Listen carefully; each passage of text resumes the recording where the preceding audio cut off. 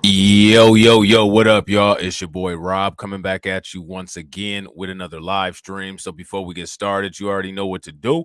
If you're not subscribed to the channel, make sure you hit the bell icon twice. Smash the like button, share this video out to all of your followers, and let's get it cracking. All right. So shouts out to everybody that comes in the videos. You guys are great. You guys are helping get us towards that goal of over 100 likes per video. Please bang on that like button when y'all get in.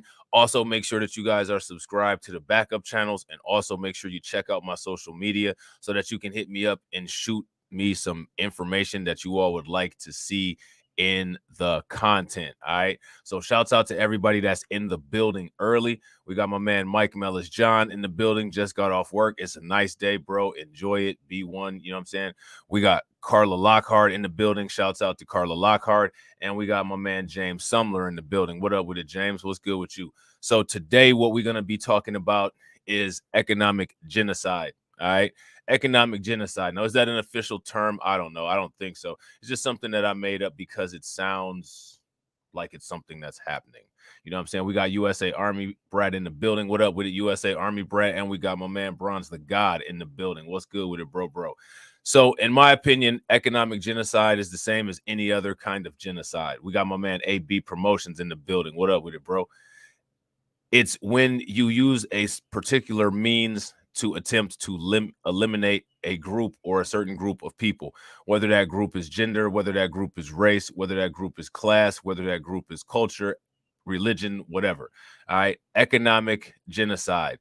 I don't know if you guys have ever heard of DBS laws. Is there anybody in here who knows what DBS laws are? Divestment, sanction, and boycott. All right. D, divestment. B, boycott. S, sanction. You know what I'm saying? Shouts out to my man Emmanuel Carey. In my opinion, when it comes to the United States has DBS'd us for a long time. But I find it interesting, though, here in the United States, there's laws against DBSing particular groups of people. And I'm sure you guys know exactly who that group of people are. So what we're going to talk about is the West Coast. All right. Shouts out to California. You know what I'm saying? My man TD Hip Hop Media, my man Izzy. You know what I'm saying? A lot of good brothers out there in California. I think Black Voltron Reloaded is from California too. Shouts out to him as well. All right. So this is an article here from Sacramento Bee. All right.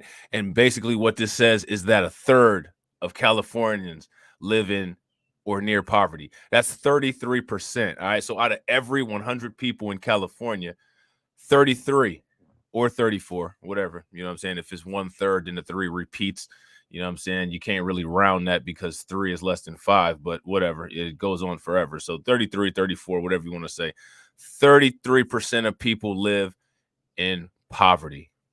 I want you guys to imagine that.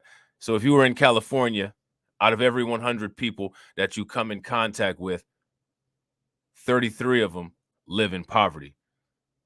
Now, what kind of environment do you guys think that sets up? Shouts out to my man Emmanuel Carey. I can't remember if I said what's good with it to you, bro. Not a good one. Now, imagine this, right? This is an article that came out on June 26th. All right. Imagine this situation here with inflation and the economy where it is. Do you think things are going to get worse, or do you think things are going to get better? That's my question. If you guys think things are going to get worse, put an angry face in the chat. If you guys think that things are going to get better, put some hearts in the chat. You know what I'm saying? Shouts out to my man RG Titan. What's going on? What's good with it, bro? So my question is, how do you get to a situation like this where in the state that you govern, a third of your residents live in or near poverty? Now, a third of Californians live in or near poverty, but we got sanctuary cities. You know what I'm saying? We're not taking care of people here in the United States. You know what I'm saying? My man D-Buck over on Twitch. Shout out to my man D-Buck over on Twitch. If you guys aren't subscribed over there, make sure y'all take a moment, go subscribe on Twitch. D-Buck says the number of homeless out here has been rapidly growing too. Yeah, we're going to talk about that eventually at some point as well. All right. This is kind of crazy. This has to do with gentrification. This is also going on in New York too. This is what you call getting priced out of life. Getting priced out of life. A lot of people in California are going to live in Mexico. Shout out to my man Moxie Approved. Oh my God, we're talking about Mexico.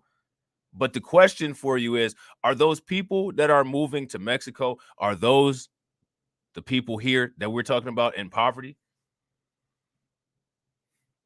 If those are the people here in poverty that we're talking about, give me a thumbs up. If they're not the people in poverty, then who are they?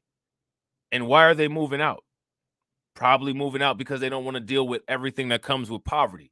So that's the next question. What comes with poverty? Not a lot of good things. You know what I'm saying? Not a lot of good things. So now here it says a third of Californians live in or near poverty. Advocates say the budget must do more. Now, my question is, where is the most expensive place to live at in the United States? Somebody give me the answer to that. My man Mike Mellis John says mortgages on home ownership is higher than paying rent here in America. That's a fact. That's a fact. And just imagine when the interest rates start to go up, because remember, the interest rates are what are being manipulated to attempt to deal with the economic issues that we have with the economy. You know what I'm saying? California lawmakers and Governor Gavin Newsom are in a fierce debate over several $100 gas rebates as budget negotiations approach June 30th deadline. All right, so you see in California what they plan on doing. They're going to give a little bit of a gas discount. Now, you guys recall we did the video where we talked about what Joe Biden plans on doing as far as dealing with the gas prices. He wants to do that suspension of the gas tax. All right, which I mean, it's nothing. When we did the research, we found out that it's only 18 cents. Yeah, these are all super expensive places to live. RG Titan says South Florida, Cali, New York. If I'm not mistaken, I think that San Francisco has the highest real estate prices in the United States. Somebody fact check me, all right? Because I don't want to be sitting up here spitting things that aren't accurate. But with 1/3 of Californians living in or near poverty and one-time pandemic relief payments largely in the past, advocates say leaders must use the state's record surpluses to create more support for low economic residents. Now, this is an interesting piece of information. The state's record surpluses. All right. Now, what does that mean? Let me ask you guys, because that's an economic term, surpluses. What is a surplus? If the California budget is operating in a surplus, what does that mean? You guys let me know what that means, okay? That was the message on Tuesday at the inaugural meeting of the legislators' new Select Committee on Poverty and Economic Inclusion. Assembly Speaker Anthony Rendon, who announced the panel's formation in February, said it was meant to address the growing divide in prosperity across California. Now, let me ask you guys what that looks like. Paint me a picture with words of what that looks like. My man Mike Mellis John says my state, Massachusetts, is definitely in the top 5 for real estate prices. I'm sure. Emmanuel says abundance. Surplus means if you have extra, more than budgeted. A deficit is when you have less. So if you have a surplus, you're in the positive. If you have a deficit, you're in a negative. It says that California has record-setting surpluses. That means that they are the highest in the positive with their budget that they've ever been. That means that they have more money than they've ever had extra.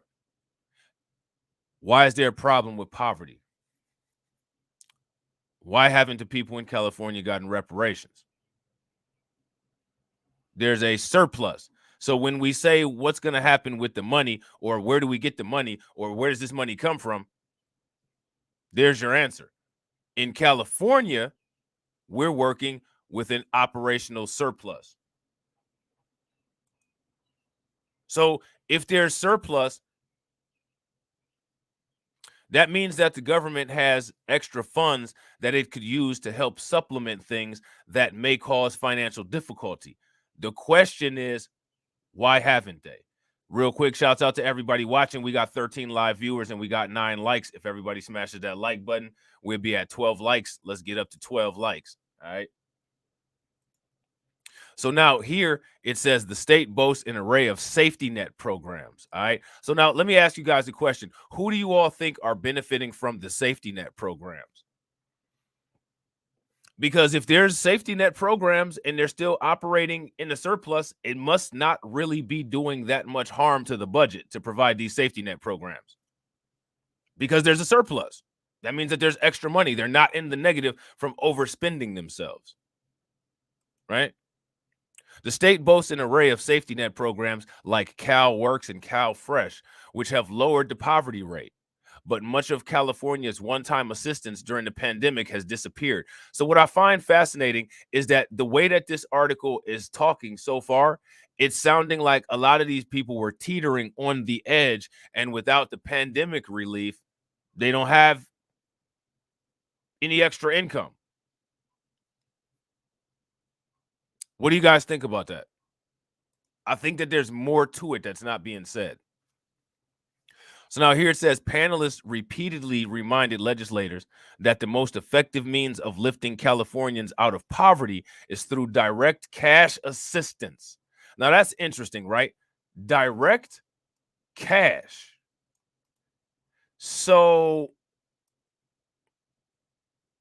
we can agree that across the board, direct cash is the most effective means of getting the results that you want when it comes to anything financial or when it comes to anything economic. All right. The panelists here repeatedly reminded legislators, all right, that the most effective means of lifting Californians out of poverty is through direct cash assistance. So now there should never be a question when people talk about reparations and people say reparations with direct cash payments are the only kind of reparations that people are interested in for the majority of that entire thing. Clearly, there's an understanding that when it comes to any economic disparity or any economic gap that needs to be filled, direct cash liquidity is the most effective means. It says it right here. They're going to use this, or they're looking at using this as far as for dealing with the issues that California is having with the budget. Not a difficult concept.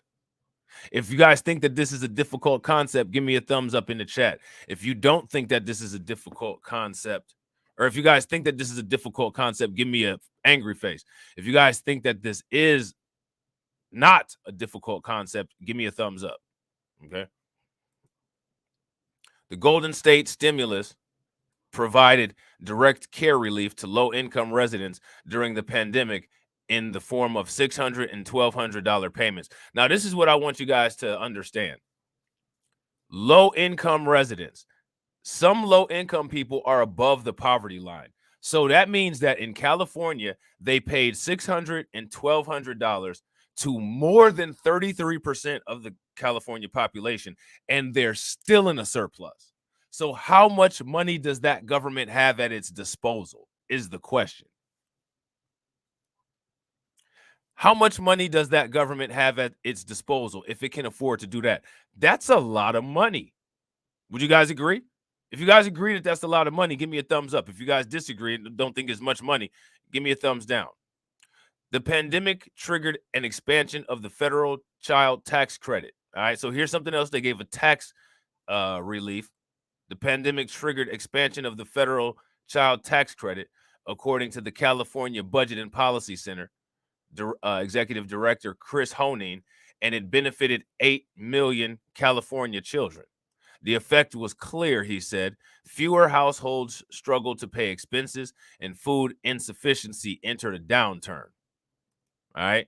So now what's interesting is regardless of if these payments continue or not, the direction that the economy is going into a direction where it's going to negate some of the effect of this anyway, because inflation is at a 40-year high. It's at 8%. Gas prices are at what, $8-9 a gallon out there in California, if I'm not mistaken. The effect was clear, he said. Fewer Households struggled to pay expenses, food insufficiency, and entered a downturn. But the tax credit expansion is over. For Honan, ensuring economic mobility means reinvesting in these pandemic era relief programs. It's a matter of political will, he said. Now, here's my question for you guys. Do you all think that that's a viable plan to sustain a healthy economy in California, just to reinvest in pandemic programs and just give out money? Is that going to work, or is that not going to work? What do you guys think about that? Me personally, I don't think that it's going to work, because what you're going to see is people are going to build up a dependency on that. And as soon as they're not able to count on that money coming, it's going to put them right back into the situation that they're in. There has to be some form of self-sustenance when it comes to fixing any kind of economic issue. If anything, those payments should start a chain reaction where the payments allow the person to get grounded and then continue to generate their own income based on a thriving economy that the California government manages for the people in California. You can't just pay people supplemental money. It's not going to do anything, because then when you don't have money to pay them and you have to stop paying them, they're still going to go right back to the same problem that they had.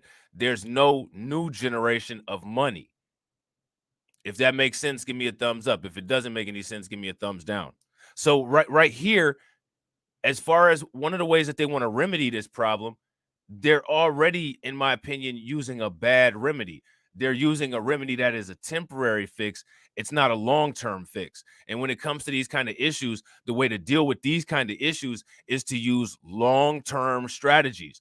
Short-term strategies are going to do exactly that. They're going to work for the short term. And over the long term, they're going to fail. So now here it says these one-time and temporary expansions help the state avoid larger and harmful economic effects of the pandemic. But these vital public supports are now passed or have been allowed to sunset. And as a result, the number of Californians in poverty will likely be higher this year than during the worst periods of the pandemic. And the reason why is because just giving money for no reason is the same as the central bank printing money for no reason. It's not helping, it's not sustaining, it's not adding value. All you're doing is quantitatively easing someone's situation. You've quantitatively eased them out of poverty without giving them a grounded, rooted way to maintain being above the poverty level. You know what I'm saying? Shouts out to Carla Lockhart. What up with it, Carla? Carla says New Jersey has real high real estate prices and extremely high property tax. Yeah. A lot of places on the East Coast, a lot of places on the West Coast. You know what I'm saying? So now here it says legislators and Governor Gavin Newsom are in the home stretch of negotiations working towards a June 30th deadline. The new fiscal year begins on January 1st. On June 13, the legislature passed a sweeping budget bill with some significant differences from the proposal that Newsom released in the spring. A record budget surplus has led many Californians to wonder where the extra money is going, especially when California has the highest poverty rate in the country. Isn't that the question that I just asked? So to everybody in here, that's what I want to know from you guys.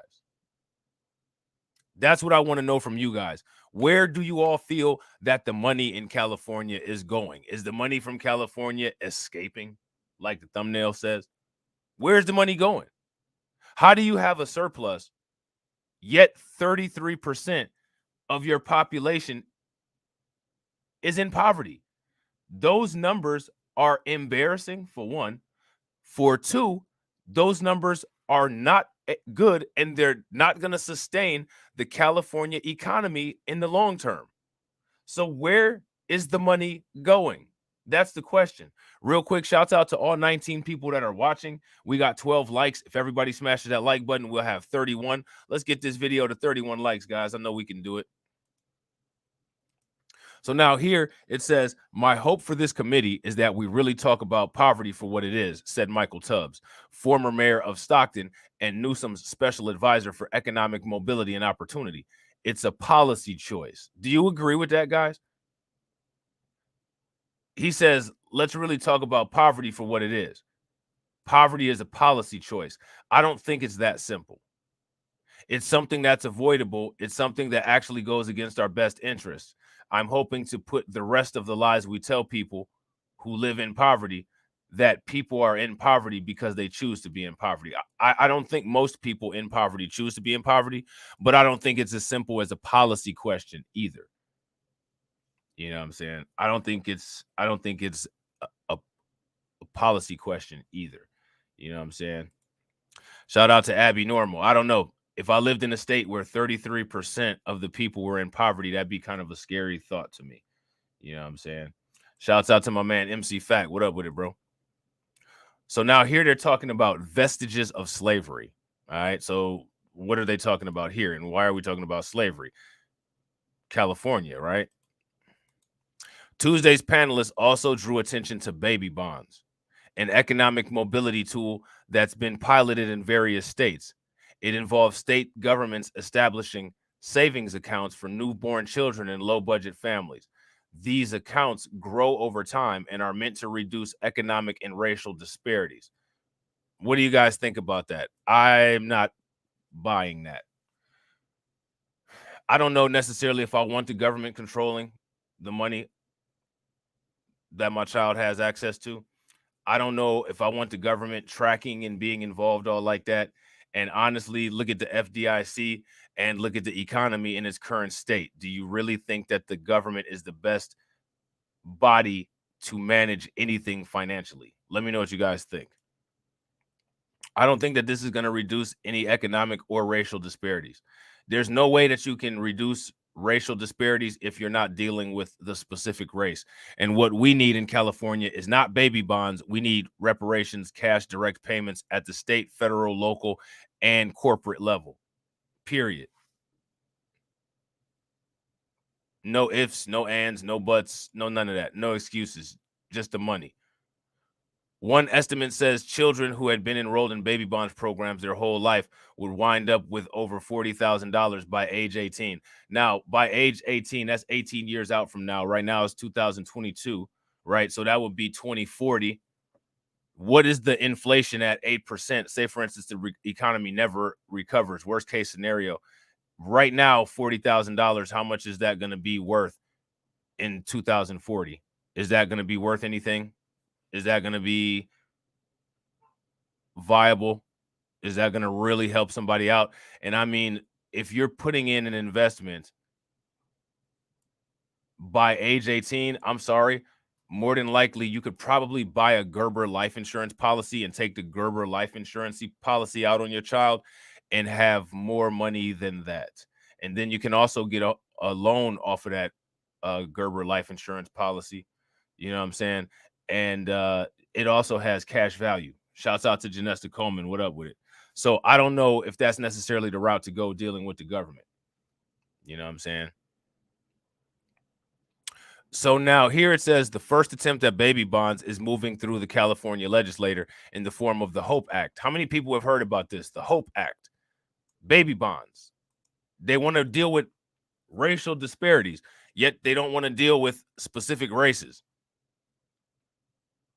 That's not going to work. You can't say I'm going to do something and it's going to fix a racial disparity if you're not dealing directly with that specific race that has the disparity and the reasons why that race has a disparity. So any of these policies or any of these programs, if they're not dealing with the specific group and the specific reason they have a disparity, we can just look at these as lift all tides policies. So this is a lift all tides policy, which I mean, it is what it is. If you can take advantage of it, take advantage of it. But what is it really going to do to specifically put you at a place where you have equality?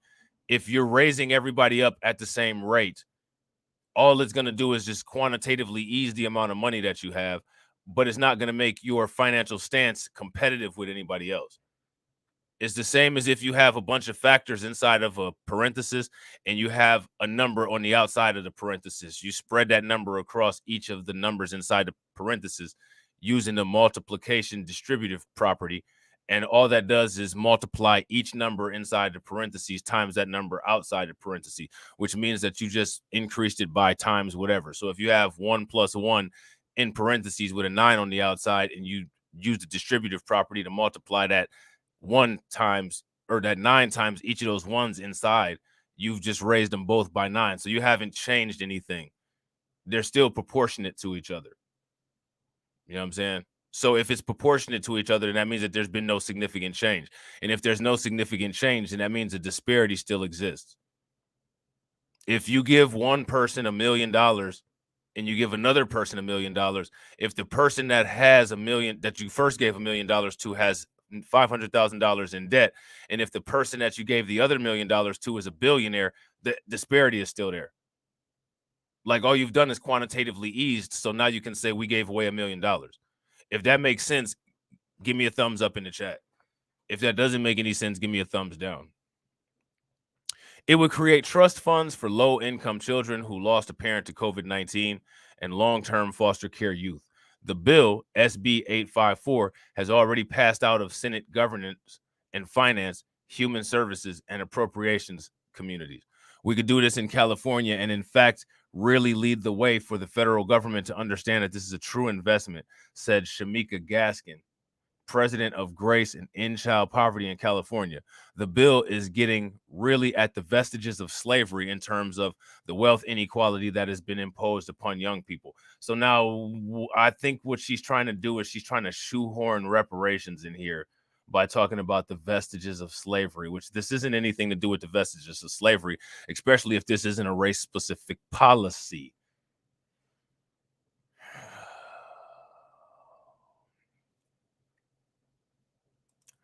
This bill, I'm going to read this again. This bill is really getting at the vestiges of slavery in terms of wealth inequality. My question is how? How? Can anybody in the comment section tell me how this is getting at the vestiges of slavery? The vestiges of slavery.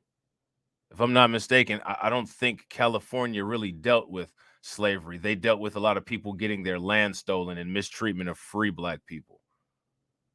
Now, if they have residents that moved from other states, and if they had white people who illegally took slaves to those states, which they did, that's a specific and separate issue. But to make a blanket statement about, quote, vestiges of slavery in regards to a lift all tides program, I don't think that that's intellectually honest. Do you guys agree with what I'm saying, or do you guys disagree? And also, if we're giving these reparations to poor people aren't just people who are descendants of slavery. So if you're giving these reparations, or if you're giving these social safety net programs to poor Latinos, poor Asians, what vestiges of slavery? And why are vestiges of slavery that we had to deal with, why is that being spread across other people? I remember, I talked to my dad, and he told me that he didn't get any vestiges of concentration camps for the AAPI community when they locked them up in those concentration camps during World War II here. I know that the Japanese people got $20,000, I want to say, a pop, and that was that. So I know when they came out with the AAPI hate crime bill, it wasn't an AAPI hate crime bill that also extended extra protections to Black people. So this cross-pollination and then saying that things are going to be a racial vestige or a slavery vestige is intellectually dishonest. And this is just nonsense used to get you emotionally involved and off tune so that you can be behind something that doesn't really have a tangible benefit. I mean, it does have a tangible benefit if you're just talking about passing on dollars, but is it evening the playing grounds of competition? No, it's not.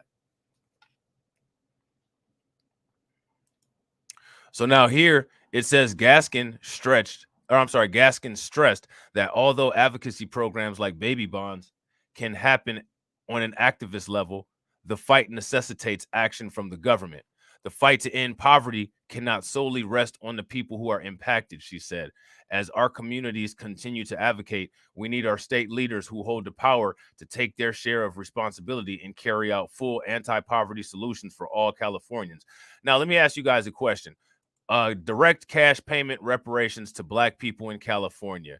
That's been on the docket for a while. Shouts out to my man, Deformed Pretty Boy. And that's right. That's adjusted for inflation. That's facts. Nowadays, that 20 G's is worth about 100 G's. You know what I'm saying? Like T.I., Rubber Band Man. You know what I'm saying? So my question is if reparations were paid in California, direct cash, what people have been talking about, have been playing around with that idea for quite some time. If that happens, do you think that that would have an impact on that 33% of Californians who live in poverty? And my question is, do you think that it's interesting that this article doesn't provide a racial breakdown of who those people living in poverty are? Because if we can correlate a percentage of that 33% to based on race, and if those people happen to be black, they're talking about dealing with racial disparities, then that's what it is that we need to deal with. I'm pretty sure if we use that 33% as a population, probably 70% of that 33% are black people. So reparations would more than likely deal with a large chunk of that poverty. If you guys agree with me, give me a thumbs up in the chat. If you guys disagree, give me a thumbs down. And real quick, shouts out to everybody that's watching. I definitely appreciate everybody that's here. We got 21 live viewers and we got 18 likes. If everybody smashes that like button, we will be getting close to 40. So let's get to 40 real quick, y'all. Another program that advocates want reformed is California Work Opportunity and Responsibility to Kids, or CalWorks. It gives cash aid and services to eligible households with children, with the stipulation that adults in the program are working. All right. So now, again, this is a lift all tides policy. Now, this is cool if it's something that you can take advantage of. But again, as far as on a competition level, as far as a generational wealth level, and as far as a inflation adjusted, purchasing power parity adjusted remedy for the long-term duration and wealth building, it's not going to work. Basic rules of econ will tell you that this isn't going to work. Mike Harold, director of policy advocacy for the Western Center on Law and Poverty, said CalWorks was originally based in the belief that if the government didn't force people to work, then they wouldn't know what was good for them. So, I mean, who used to believe that? So, like this just right here tells you a lot about the California government and the way the California government works. The California government is that kind of government that's under the assumption that they don't know what's good for them as far as people. Just let that marinate for a minute. That's the kind of government that's going on out there. You know what I'm saying?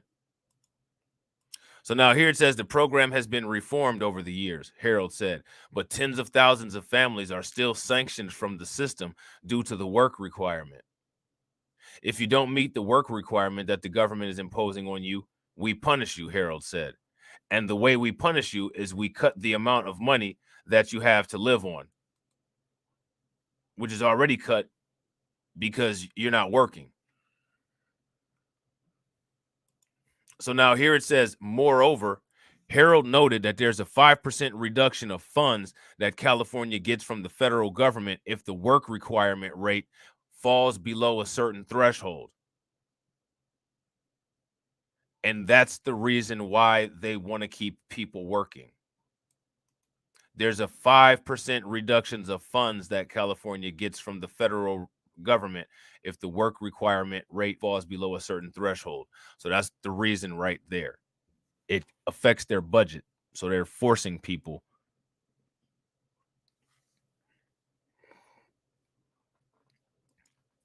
So now here it says we need to jump the work participation rate focus, he said. We need to get away from this penalty apparatus. Isaac Bryan, a Democrat from Baldwin Hills, chairs the select committee. In his opening statement on Tuesday, he placed special emphasis on the discrepancy between California's overall wealth and its rate of poverty. The stark differences are hard to tolerate in the fifth largest economy in the world, he said, in a state with more billionaires than anybody else. And right now, in a state with $100 billion surplus, a number that's unfathomable unless you work in California's government. That's how much money they have extra. $100 billion. They have more millionaires and billionaires than anybody else anywhere. And they have the fifth largest economy in the world. California has a larger economy than some small countries. It has a larger economy than some large countries. I bet you California has a larger economy than Russia, more than likely. And they're dealing with that. Now, if you got $100 billion surplus, you got to ask yourself the question, why is it that reparations isn't getting paid? That's the question. I agree, Deformed Pretty Boy. It's probably more. It's probably a lot more. So now this here is a little publication from Public Policy Institute of California. This is a fact sheet. This was published on July of 2021. Poverty in California, all right?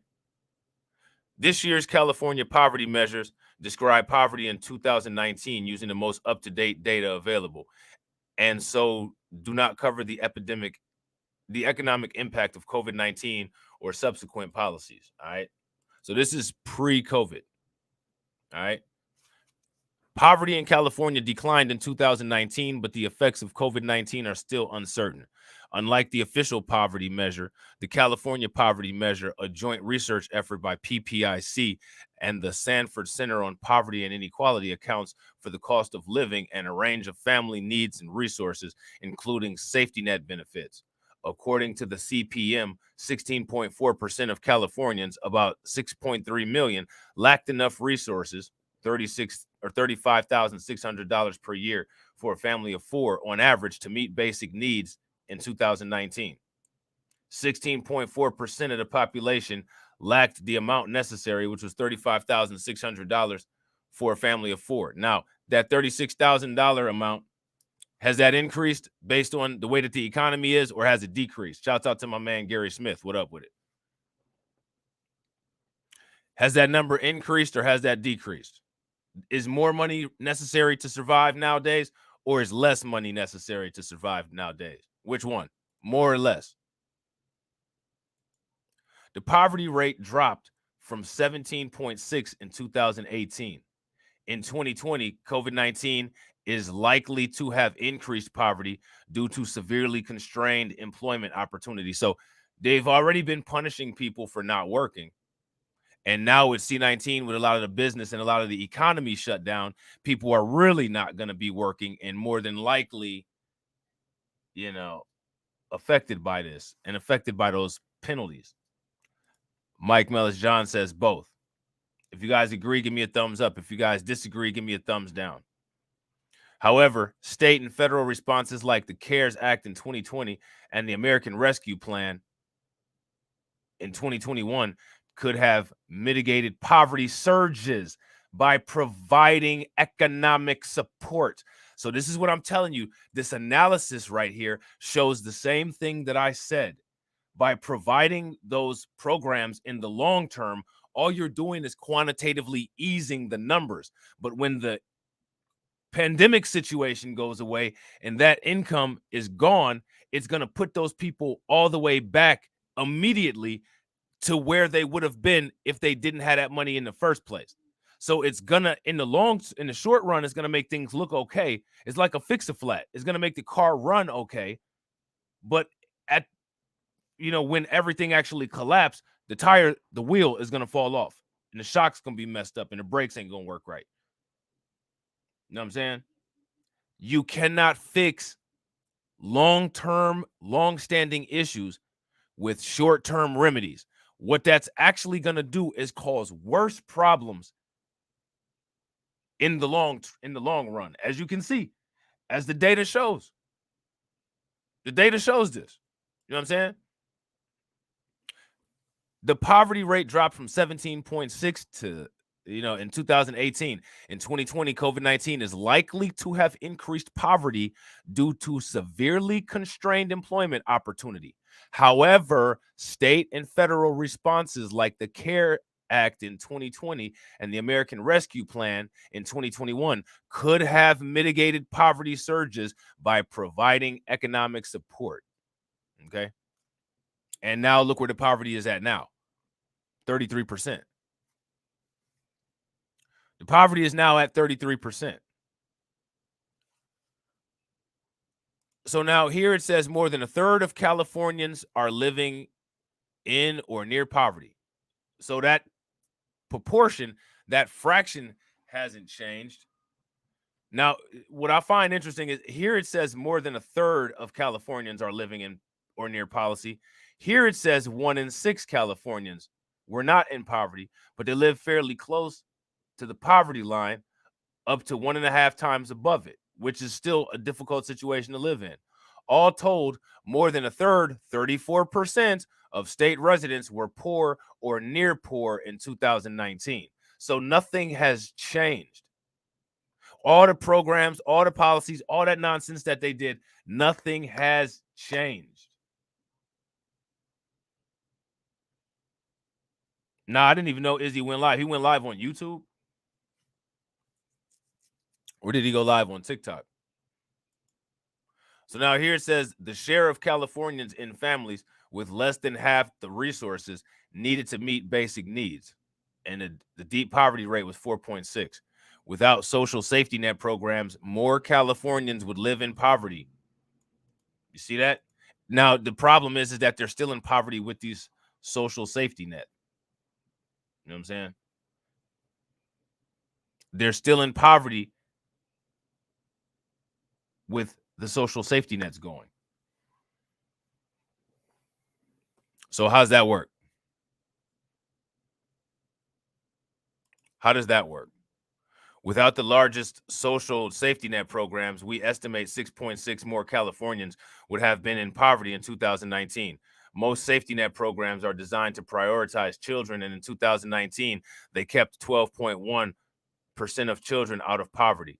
The federal earned income tax credit lowered poverty rates most by 1.6 points overall, and CalFresh lowered the overall poverty rate by 1.3 points.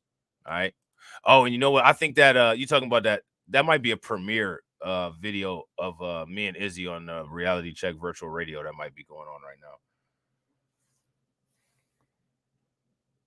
Now, see, my man Deformed Pretty Boy says, so you see there's hella homeless black people, nutty as shit, walking around talking to themselves. Yeah. Honestly, what's sad is that you kind of see that in a lot of metropolitan areas, even in smaller places. You see that a lot in a lot of these metropolitan areas. A lot of former veterans. You know what I'm saying? Real quick, shouts out to everybody that's watching. We got 26 live viewers. If everybody smashes that like button, we'll be at 50 likes. So let's get to 50 likes. The federal child tax credit lowered the rate by 1.1 points. CalWorks and General Assistance together lowered the rate by 0.8 points. Among children under the age of 6, combined California EITC and Young Child Tax Credit lowered the rate by 0.6 points. These differing effects reflect program scale and scope, as well as participation rates among eligible families. All right, and pay attention. They don't have none of this broken down by race. And one of the reasons why they don't have any of this broken down by race is because, that would give some data that would kind of put even more light on the reparations argument. You know what I'm saying? Shouts out to my man Jaybird. Jaybird says, bro, how you gonna run a live and a premiere at the same time? You got to make a choice. You got to make a choice, and it better be the right one. You know what I'm saying? So now here it says poverty rates and the effect of safety net programs vary widely across the state. Now, I have a question for everybody. If reparations is enacted, what would that be considered? How would that be considered? In my opinion, it shouldn't be classified as a program, because it's not a program. Like everybody always so wisely says, anytime reparations you know what I'm saying, are brought up. It's to right or wrong. Yes, I agree. What should it be classified as? That's my question. In my opinion, it can't be classified as a program. I think it should have its own category and should be classified as a repair or a national or a separate national criminal debt or a national criminal liability, in my opinion. I don't think that anybody should get away with allowing the government to call reparations some kind of program because, in my opinion, it's not a program.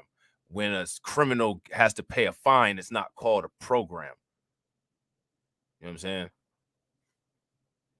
So that's just, the thing is, you got to be careful with all these words and the way that they classify things. You know what I'm saying? Poverty rates and the effect of safety net programs vary widely across the state. YOLO 20.9 and Los Angeles 20.8 counties had the highest poverty rates in 2017 and 2019. El Dorado County had the lowest rate at 10.4%. Rates vary even more widely from 5.1% to 40.3% across the local areas and legislative districts. Safety net programs reduce poverty much more in inland areas. Without them, poverty would be 12.1 points higher in the Central Valley and Sierra, but only 3.1 points higher in the Bay Area. All right. Now, I want y'all to pay attention to this. Poverty remains higher among children, seniors, Latinos, and less educated adults. Didn't even mention Black people. I think, and this might have a lot to do with what Deformed Pretty Boy was saying about a lot of the homeless population not being registered. You know what I'm saying? Poverty rates vary dramatically across demographic groups. In 2019, adults 65 and older were 18%, and children were 17.6%. They had higher rates of poverty than adults ages 18 through 64, which is 15.6%. And we're talking about population when we're talking about these percentages. The poverty rate for immigrant Californians was 21.6. Now, here's the question about the immigrants. Are these all legal immigrants or are we talking about illegal as well? Because in my opinion, if we're paying taxes, Americans, citizens, and legal immigrants going through the process legally should get the money and benefits first. But before they get the benefits and money first, we need to get our reparations. California needs to get on that. So the first order of business should be the reparations payments for us. Second order of business, Americans and legal immigrants first. I don't know why American tax dollars would be diverted to do anything with illegal immigrants other than enforce illegal immigration policy. I don't understand that. Does that make sense to you guys? Am I making sense or am I off base here with my assessment of this stuff? If I'm making sense, give me a thumbs up. And if you don't agree, that's perfectly fine. You know what I'm saying? If you don't agree, just let me know why you don't agree. You know what I'm saying? If you do agree, give me a thumbs up. If you don't, give me an angry face. You know what I'm saying? Compared to 14.4% for non-immigrants, and poverty among look at this. Poverty among undocumented immigrants was 35.7%. So they're taking up a lot of that percentage. That's a lot. They have the largest amount. So now I wonder if this 35.7% is lumped in here with Latinos and less educated adults. I think that Latinos and less educated adults make up a large amount of this 37.5%. So now here it says more than 1 in 5 Latinos, which is 21.4%, lived in poverty. Look at this. More than 1 in 5 Latinos lived in poverty compared to 17.4% of African Americans. That's because African Americans are getting pushed out of California, and the ones that are there aren't able to be registered because they're homeless. You know what I'm saying? I'm telling you, this is what you call quantitative easing. This is why it's so important. You have to pay attention to the way that these things are calculated, the way that these things are reported, and what information is actually being disseminated. Real quick, ladies and gentlemen, we got 27 people watching. Shouts out and thank you to all 27 people. We got 25 likes. Let's make that situation 52. You know what I'm saying? Let's make that situation 52 likes. Okay. 14.5% of Asian Americans and Pacific Islanders and 12.1% whites. So even still, white people have the lowest amount of poverty incidence in California. So there goes that racial wealth gap. But I find it fascinating. This here sets up a situation where they could market this as Latinos having a significant racial wealth gap with white people, which I don't know how you would do that when certain white people are Latino. So that's that whole people of color trick bag. You know what I'm saying?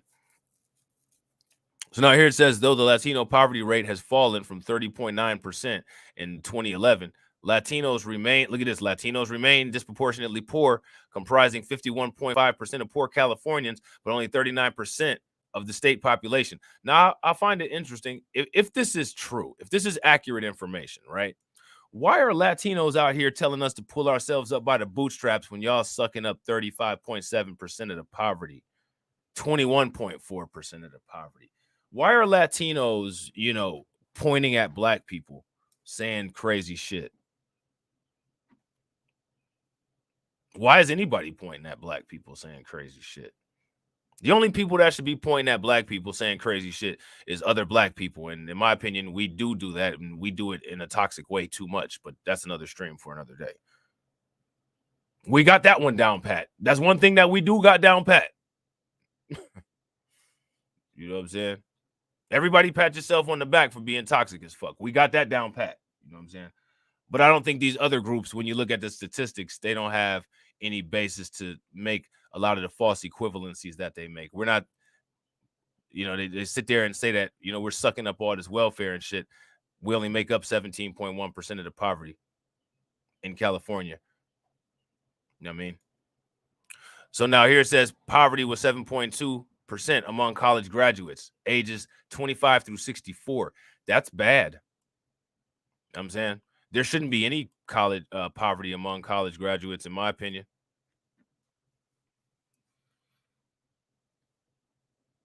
Shouts out to Shantae. What up with it, Shantae? That tells you something about the college graduates living in poverty. And 29.1% among adults aged 25 through 64 without a high school diploma. Look at this. Most poor families in California are working. So I got to ask you guys the question. If you're a poor person, you got to ask the question, well, what's the point of me working if I'm never going to get out of this? And I want to ask you guys that question. If you're poor, what's the point of you working? Are you ever going to be able to get out of poverty without the help of the government? Clearly, in California, the government has determined that people can't get out of poverty without the help of the government.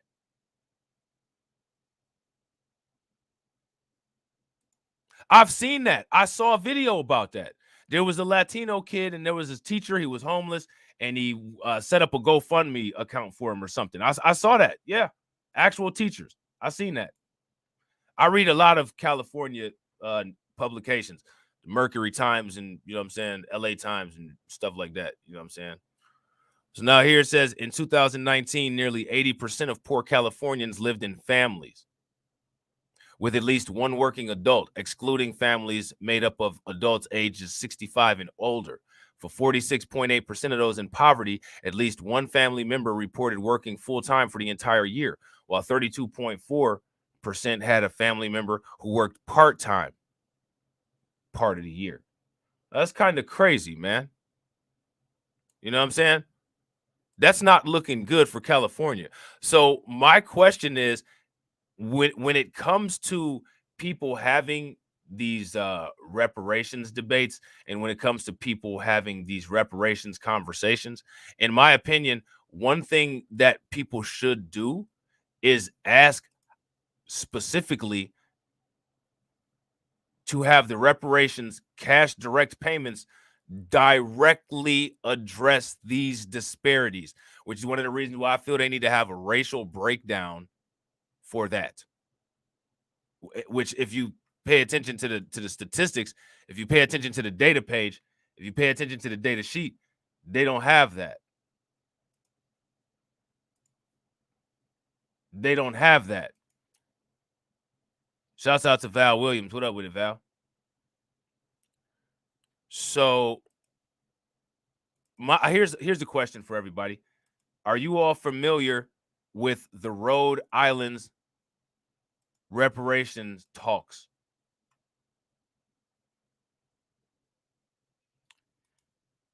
If you all are familiar with the Rhode Island reparation talks, give me a thumbs up in the chat. If you're not familiar with the Rhode Island reparations talks, give me a thumbs down in the chat. We're going to take a look at them and see what's going on here. There's a saying from Zora Neale Hurston. She said, "The present was an egg laid by the past that had the future inside its shell." The enormous amount of hand labor required to grow and pick the cotton was supplied by great numbers of slaves. The federal government must account for its ongoing role in perpetuating, supporting, and upholding white supremacy. What our ancestors experienced in enslavement, in Reconstruction and Jim Crow and all the lynchings and lack of civil rights, it's built and baked into the structure and the society of America that we have to constantly deal with. And as we are trying to deal with it in the present, we have bodies that have been impacted from its presence in the past. And that then leads to heightened levels of physiological compromise, meaning our bodies are just worn down. It is only this group that can singularly claim to have been slaves under the auspices, the institution, and leadership of the United States government. How you develop reparation proposals, how do you develop the repair? How do you analyze the systemic continued disparities amongst Black Americans along psychological, sociological, educational, economic, political lines? Black Americans, African Americans are America too, as every other group in this wonderful experiment. HR 40 is a resolution to have a study of reparations, what they are, what they could be, what they would do. But I think it needs to be massive. I think that HR 40 is white people trolling Black people. You don't need to ask me shit. Just go find some white people that got the same last name as me and go trace their family tree back. Not that difficult. What do they always say? The most powerful tool is right in your hand. You got a cell phone with Google on it. Use it. I don't understand why I should have to baby somebody through explaining the crime that they did when white people sit there and say, we need to have a study to understand what reparations is. Look around. Take a look at the cornerstone of who built most of those buildings. Go outside and look at a street name. The answers are all around you. You really don't need to study. Go look at your local traffic light. Now, nobody had to study anything about, the Japanese reparations. All they had to do was read the executive order, because there was an executive order that put Japanese people in internment camps. I mean, as many Jim Crow laws and black codes are, if all we need to do is look at a law to say what it is that was done, I mean, that should be pretty damn easy. So what is it that needs to be studied is my question. When they sit here and they say stupid stuff like that, I don't understand why people even appease that stuff. In my opinion, dealing with this should be the exact same way as dealing with anything else. I'm going to ask you for your cooperation to do the right thing. And after you play with me, when my tolerance of being played with is over, now I'm going to take things into my own hands. And in my opinion, I don't know why people's tolerance of being played with is not up. Mine is. And in my opinion, now it's time to take things into our own hands. See, this is one of the reasons why I don't agree with negotiations. I don't agree with negotiations with people that repeatedly tell you in passive aggressive ways that they don't want to negotiate. If I'm black and you're white in this country and we had the same last name, that should tell you something.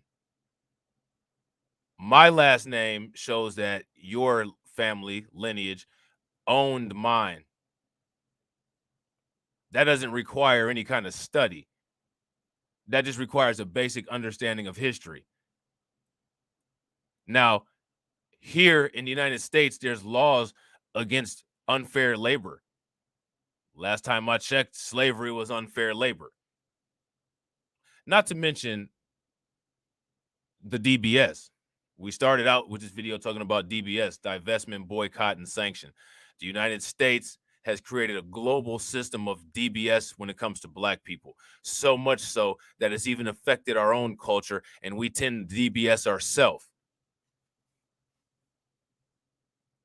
In my opinion, it's nice to talk about reparations. It's nice to live in a dream world where maybe one day people will say, you know what, things that were done were wrong and we need to work to fix them. Unfortunately, that's not the world that we live in.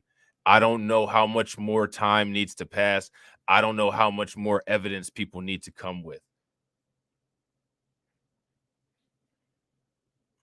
In my opinion, the time for negotiation is over, and the time for extraction, we're late. But you know, us black people are always late.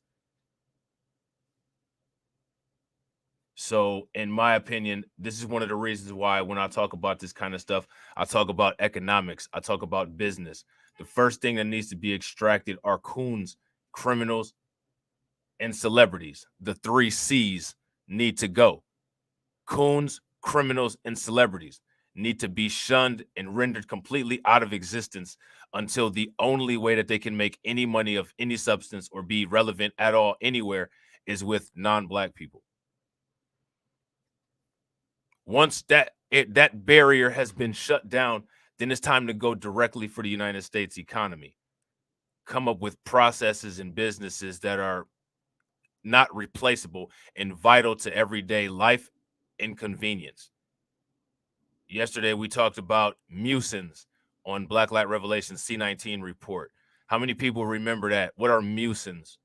Mucins are these chemicals that can be delivered to these molecules inside your mucus that can allow specific targeting of certain pathogens. Now, with all of the respiratory issues that we have going on nowadays, COPD, C19, something like that would be imperative to the health system. Come up with a patent for an effective mucin to deal with things like the flu, influenza, the common cold, and crank up the price on the insurance companies and the hospitals. When you have to deal with stuff like this, you have to corner certain markets and raise the price and have total control over an industry and make it so that that industry is wedged into life to where life cannot be easy without that industry. Once you've positioned yourself in that position, you can make your own terms. And in my opinion, that's what we need to start doing, is coming up with methods to make our own terms, because certain people, the ones that have been speaking English the longest, just don't understand the language when it comes out of our mouths. And I'm quite frankly, me personally, I'm done. I'm fed up. Shouts out to my man Ghost Walker. What up with it, bro?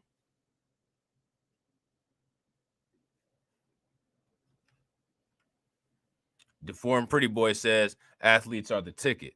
Once that is shut down, it's a wrap for many cities in this country. Some economies depend on sports. Yeah, bro, I'm from Northeast Ohio. LeBron James is and was the economy. LeBron James came and LeBron James went twice. And both times, the economy in Cleveland and Akron came, and both times the economy in Cleveland and Akron went. Literally. That's a fact. Especially for a lot of steel belt Midwest, areas that don't really have much going for them. If it wasn't for their sports teams, if it wasn't for their concert venues, they wouldn't have a damn thing. They wouldn't have a damn thing. Which sometimes that's how you make people learn how to actually understand what it is that you're saying. A couple months without having a damn thing. You know what I'm saying? Amounts of money into education, into healthcare, and ensuring that there's fair housing. And certainly voting is part of it now. The opportunity to vote, which John Lewis so well said, is the most important peaceful tool that anybody has. And you should have a right. He said the most important peaceful tool. We've been dealing with not so peaceful attacks on us. You know what I'm saying? So I don't know when the last time peace was bulletproof, but you can ask Philando Castile and Botham John. But I think they'll tell you from the grave that peace don't block bullets. To be a voice in your government equal to everybody else. To go from slavery to what was happening during the Reconstruction to then what happened during civil rights and even the war, how the World War I and World War II, and just so much that has happened, you know, and that those things have never been fixed. No matter what we've done as Black Americans, always still treated as if we are not. So my thing is one thing, in my opinion, people need to stop doing. Stop defining your reality and your worth about how people that you know have no capacity to be able to treat other people like human beings treat you. In my opinion, that we have to take some accountability for that. You haven't learned over time that the same people that people are crying about, not accepting them, not wanting to be around them, having segregation and all these other issues. It's not just Black people. Every civilization, every single one that they've ever come in contact with, they've done the same thing and left the same irreversible damage, which is one of the reasons why there's a global white supremacist network, because the minds of other people who aren't white have been destroyed by them as well. It's not our responsibility to fix that. It's our responsibility to fix us and defend ourselves from more of this ongoing BS. I don't care about acceptance. I don't care if somebody looks at me crazy. I don't care if you don't want me around. I probably don't want to be around you. I care about being able to compete, and I care about being able to survive. Now, like I say, on an individual basis, every white person is not a racist. Every white person is not a bigot.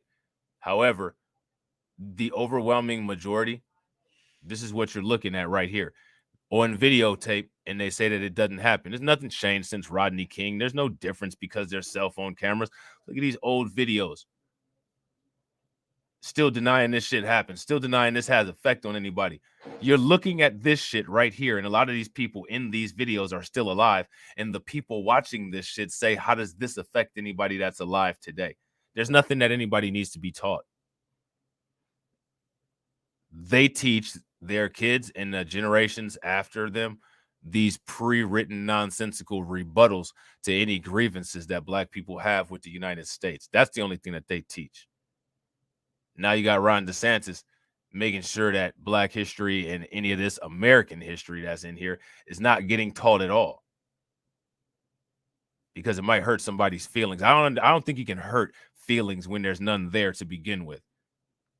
So there's that. Real quick, ladies and gentlemen, we got 27 people watching. Shouts out. And we got 27 likes. Let's get that to 54, ladies and gentlemen. You guys think we can do that?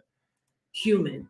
It's not history. It's not just. See, like, this is the problem. A lot of these lawmakers, you know what I'm saying? You got Cori Bush over here and John Lewis. See, like, I'm not looking to be accepted by racists. I don't care. And more people, in my opinion, need to not care. The feared behavior needs to be exerting racism. You don't need to be scared of being your race. Shouts out to Catsy. What up with it, Catsy? In society, behavior is condemned, is how it should be. Not genetics. You know what I'm saying? Genetics shouldn't be condemned. behavior should be. There should be more fear of someone behaving like a racist than there should be of you being your race.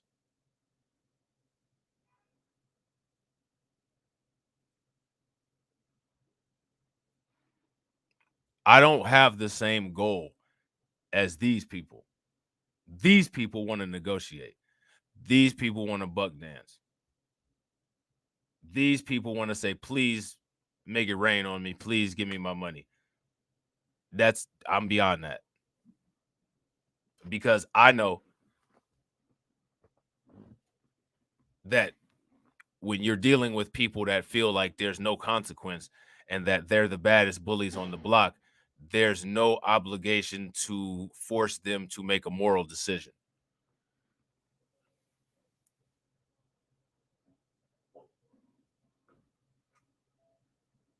When there's no requirement, no consequence, no anything to make somebody make a moral decision, matters have to be taken in your own hands. And I think, in my opinion, that's the reality of where we are.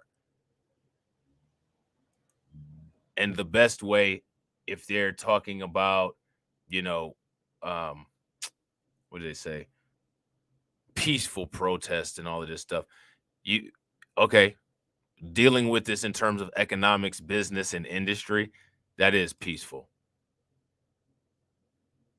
That is peaceful. And they should thank us that that's the only kind of way that we plan on dealing with it as of now. We got a lot of people that are in Congress that are embarrassments. Cori Bush is an embarrassment. John Lewis is an embarrassment. Jim Clyburn is an embarrassment. Now, I got a question for everybody. You're supposed to be able to relate to these politicians. Do you think that there's a lot of white people in the United States who are like Donald Trump, who are like Ron DeSantis, who are like Marjorie Taylor Greene, who are like Lauren Boebert? I think there are. Not all, not everybody, but I think there's a lot. Now, on the flip side of that, do you think that there's a lot of black people who are like Cori Bush? Do you think that there's a lot of black people who are like Cory Booker? Are there a lot of black people who are like Stacey Abrams, Jim Clyburn? Are those accurate representatives of black people? What do you guys think? And I don't think that they are, me personally. I don't think any of those people does a good job representing me. And as a result, I feel that most people are not properly represented. And since most people are not properly represented, in my opinion, as of right now, we have zero political representation. These people have been allowed to talk for too long. They've been allowed to misconstrue messages. They've been allowed to falsely associate us with things.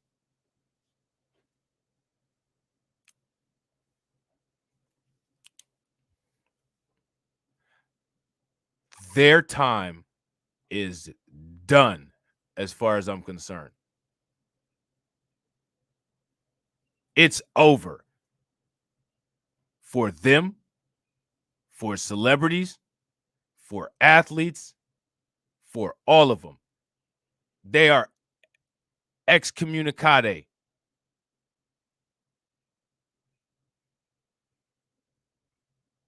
Because they don't know how to act right. History, those systems are ongoing and they are vicious.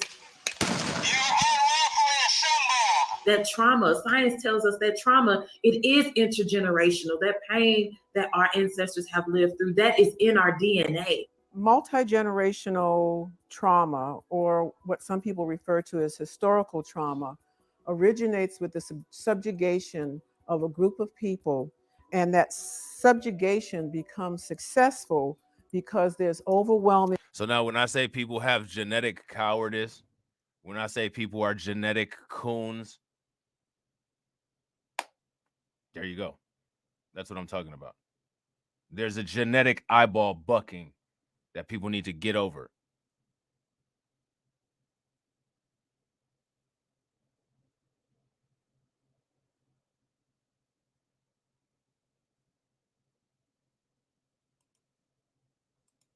physical and psychological violence done to them.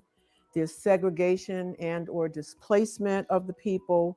There's economic deprivation, and there's cultural dispossession. In other words, our culture becomes mute and unavailable to us. No, our culture is white supremacy.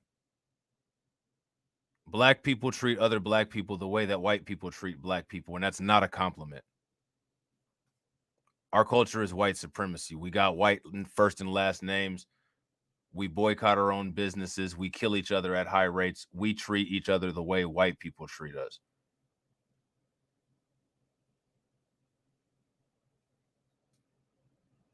Practice that religion too. Christianity.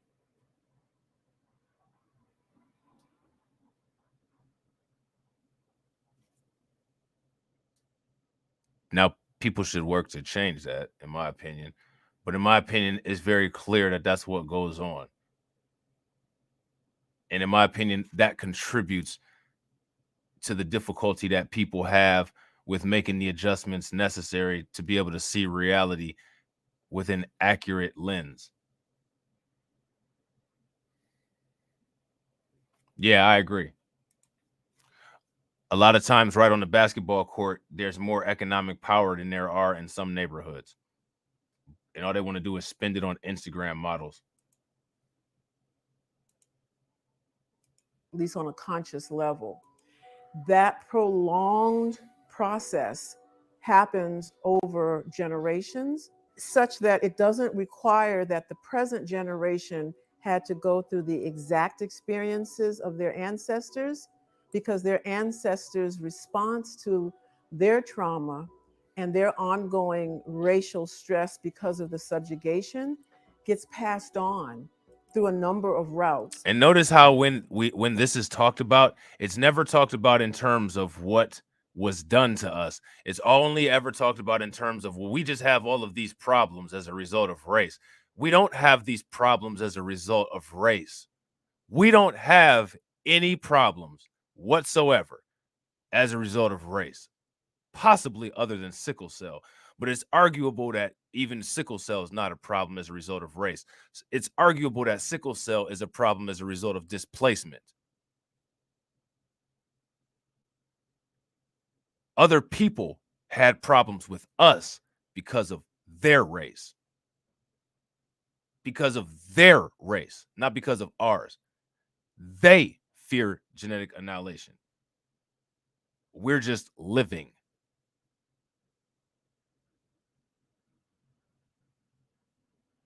So what I want people to pay attention to is, even when you listen to the way that these people talk in the media,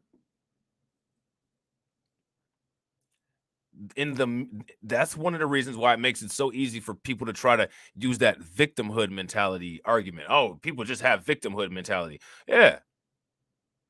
I mean, because if you're listening to this, the only elements that are being discussed is the elements that we suffer as a result of being victimized. We never talk about these kind of things in terms of where the perpetrators have the microscope on them.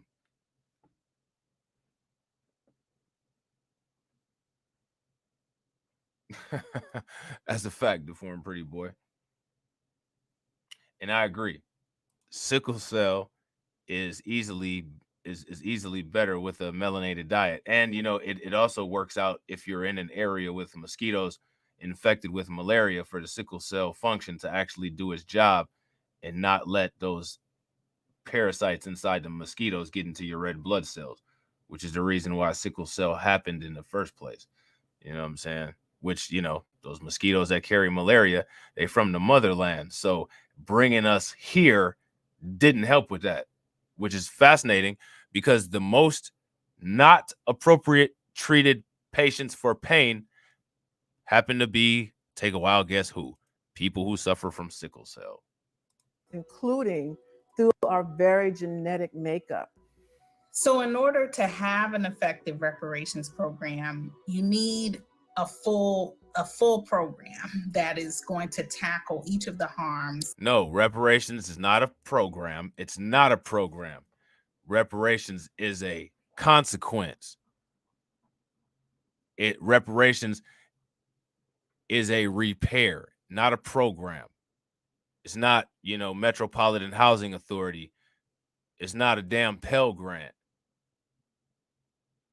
Along with reparations, it needs to be talked about why it happens. And it happened because the United States is a criminal empire that engages in criminal activity. So they have to face a criminal consequence for it, not a program. You know what I'm saying? At least that's just how I feel. If you guys agree with that, give me a thumbs up. If you guys disagree, give me a thumbs down. That victims, that individuals and communities have experienced. And while, financial compensation is obviously a huge part of this conversation, we also have to be willing to have another, concurrent conversation about other remedies that are necessary. To take one example, Black people make up about 13%. No, not other remedies, additional remedies, because cash direct payments is standard issue no matter what. You know what I'm saying? Now, we're not talking about other because other means alternative. You know what I mean? No for other. When we're talking about this other, that means additional. That means plus cash. See, that's how that should be talked about. That's how she should be saying that. You know what I mean? And this is the reason why they got to go. We got to get rid of the 3 C's. Celebrities, coons. I forgot the third one. Let's make up one. Congress. Get rid of them 3 C's. Huge part of this conversation. We also have to be willing to have another, concurrent conversation about other remedies that are necessary. To take one example, Black people make up about 13% of the population, but 40% of the incarcerated population. And no, again, this is not acceptable because all Black people aren't criminals. No. Criminality is an American problem. That's an all lives matter problem. That's not anything that needs to be dealt with specifically when it comes to us talking about reparations. Deal with the criminal justice system. Everybody's involved in the criminal justice system. There's white Aryan prison gangs right in California. So deal with the criminal justice system. As a matter of fact, I don't know if you guys are aware of this story, but Kamala Harris actually falsely accused a white supremacist criminal of some shit.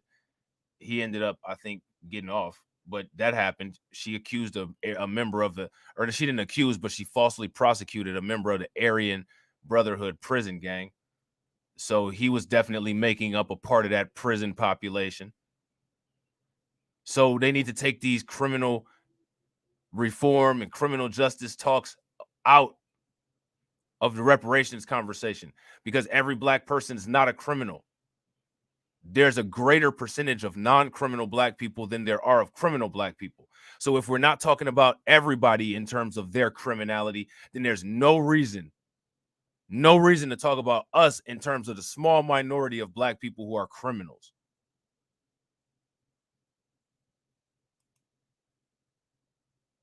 So no to criminal justice discussions. It's not a part of reparations. Criminal justice discussions help everybody who's involved in the criminal justice system. If you're going to talk about Black people as far as being part of the criminal justice system, then maybe they might want to think about making that reparations package part of providing B1 scholarships to getting some Black prosecutors and judges in there to be able to select some Black people to be on a damn jury on an ongoing basis. Now maybe we could talk about that. But we ain't talking about no get out of jail free cards, none of that dumbass shit.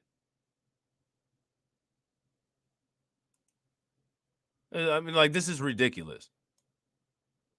This conversation, we also have to be willing to have another, concurrent conversation about other remedies that are necessary. To take one example, Black people make up about. Now, see, that's what I'm talking about right there. Ghost Walker says, unless we attack the banks, And as far as I'm concerned, other industries, other sectors of the economy, we will never get a check cut. In my opinion, we got to cut our own check because they are the ones that write it. Right. Facts, Ghost Walker. President might sign it, but it's the banks that are okay with the stuff. Yeah. And then they can turn around and change monetary policy too. You know what I'm saying? And I got to agree with Val. I said it before, criminality is not part of our culture. Facts.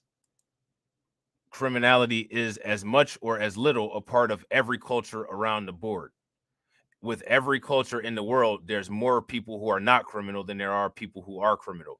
We're not going to sit there and look at the 10% of black people that are criminals and say we need to fix this to repair black people when there's 90% of us that are not, that are functional, working, normal, regular adult people like everybody else who are suffering from the racial wealth gap because of lack of responsibility. No. You know what I'm saying? About 13% of the population, but 40% of the incarcerated population. You have communities, you have individuals who are not being rehabilitated. They're in squalor conditions, being forced into situations like solitary confinement. So now my question is, out of that percentage of black people, right? Let's just say, for instance, we apply this in what she's saying, this argument to the situation in California. How does that help those non-criminal black families that are working to be part of the working poor? How does that work? And when they're released and re-entered into society, there is no government sanctioned plan that allows them to rehabilitate themselves from that experience. As Black folk, we have collective trauma. It's not just me, individual, as a person. It's not just my individual family's experience historically. It is as a collective group. We have been put into one category, and everybody in that category has the potential to, in fact, be harmed by association with that category. So when I see someone like George Floyd being murdered. No, we're not harmed because of an association with that category. We're harmed because other people have a social safety net that allows them to exert their animal instincts towards people who aren't like them. See, this is what I'm talking about when we talk about this. No, no, no, no, no, no. Being black and living is not a crime. Attacking somebody because they're black, divesting, boycotting, and sanctioning black businesses, that's a crime. Should be, at least, anyway. It's a crime for if you do it to certain other people. This one thing about these politicians is that they're apologetically black. They're very apologetic about being black, being part of a certain group of people. See, that whole being part of a certain group of people shit, that shit allows the justification for being a coon. That allows the justification for stupid ass self-hate antics.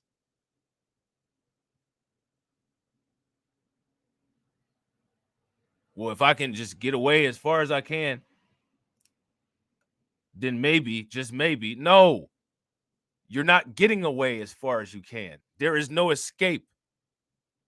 The only escape is through empowerment.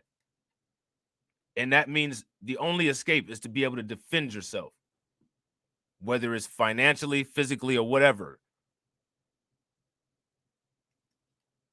The only escape is to completely deal with what we have in front of us. You're not going to run away from shit.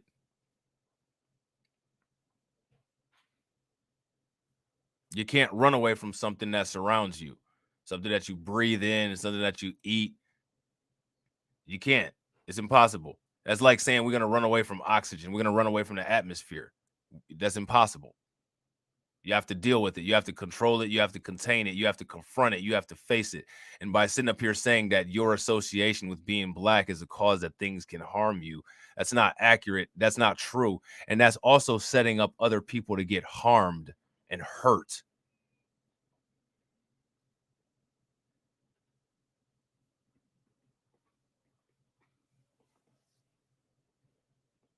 I can't stand when I hear people say such stupid shit like this.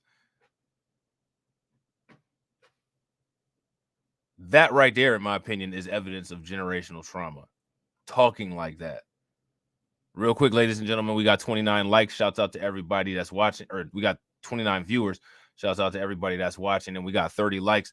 If everybody smashes that like button, we'd be at 59. Let's get to 59, y'all.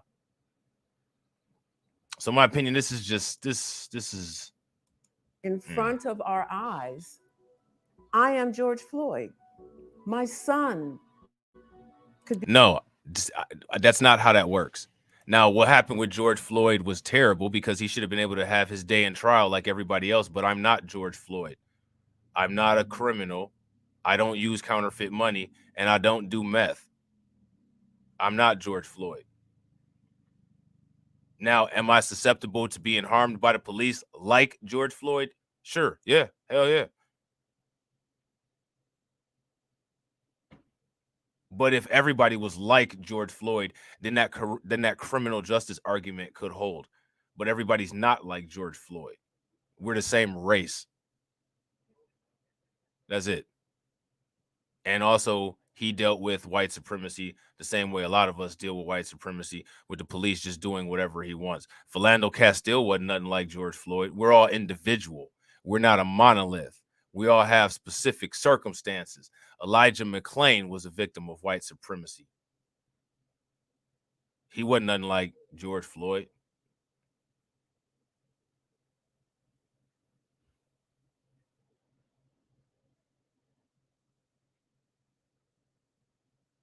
This, in my opinion, is just utter nonsense. And a lot of these people that have mics in front of their faces, they just need to have them ripped apart and the plug pulled out of the mics indefinitely. Because when you're being all peaceful and passive and just woo and doing this shit, nothing's ever gonna happen. Do bullies ever stop bullying on their own? Let me ask you guys that question. When is the last time a bully just said, you know what, I'm gonna change my ways today. I'm gonna stop being a bully. I'm gonna try to change things up, and I'd much rather be on the right side of history. And I'm done bullying. I'm done. I'm not gonna do it anymore. I apologize. I'm gonna make things right with everybody who I victimized, and I'm gonna go on about my business. When is the last time you guys have ever seen that happen? Have you seen it happen? If you guys have ever seen that happen, give me a thumbs up. If you haven't seen that happen, give me an angry face in the chat. Be George Floyd. My uncle or cousin could be George Floyd. The Facts, same Ellie. U.S. government that denied wealth to Black people has to restore that deferred wealth, and it has to come through reparations to their descendants in the form of individual cash payments in the amount that will close that Black-white racial wealth divide that we know is there. And in addition to that, reparations should come in the form of wealth building opportunities, has to come in the form of how we address the racial disparities in education, in housing, in healthcare, in business ownership. How do we understand the importance of doing the repair as something that benefits not just Black folk, but the entire society? See, there's it's a really problem. Quite fundamental and basic. There's a problem. I mean, we already did our part to benefit the entire society. It was slavery. They already got their benefit out of it. We don't need to do shit else. And reparations doesn't need to do shit else for anybody else. You serious? See, this is it. This is it. That shit there has got to go. It's got to go. It's intolerable to sit here and listen to people talk like that. Are you serious? What more does anybody want? Slavery reparations got to benefit the whole society? Slavery benefited the whole society except us. Everybody's working on their post-slavery benefits. This great economy that the United States is tanking right now. That's the post-slavery benefit that everybody got. except for us. Reparations don't need to benefit shit. They don't need to benefit anybody else. Nobody. It needs to be an excuse me, out of the way. Here's your envelope situation. We didn't benefit from slavery. Everybody else did. Everybody else gets to double dip. This is one of the reasons why, in my opinion, it's dealing with these negotiations. It's bad business. It's bad business. If slavery reparations helps everybody else, then that nullifies the effect of reparations on Black people.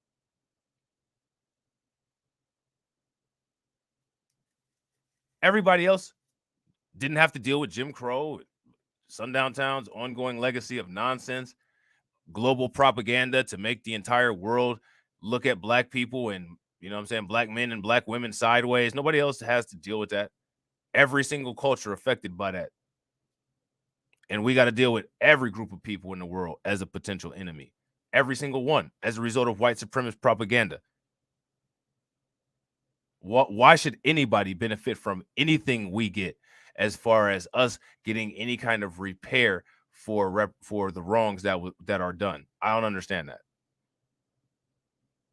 Has to come through reparations to their descendants in the form of individual cash payments in the amount that will close that Black-white racial wealth divide that we know is there. And in addition to that, reparations should come in the form of wealth building opportunities, has to come in the form of how we address the racial disparities in education, in housing, in healthcare, in business ownership.